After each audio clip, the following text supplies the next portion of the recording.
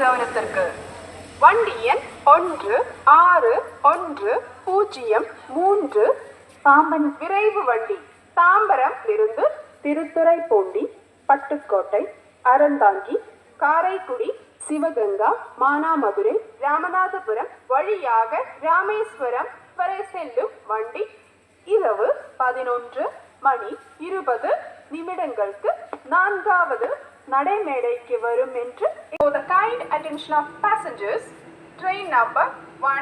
16-103 Pamban express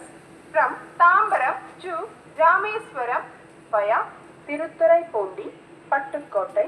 Aranthangi, Karaikudi, Sivaganga, Manamadurai, Ramanathapuram expected to arrive at 23 hours 20 minutes on platform number 4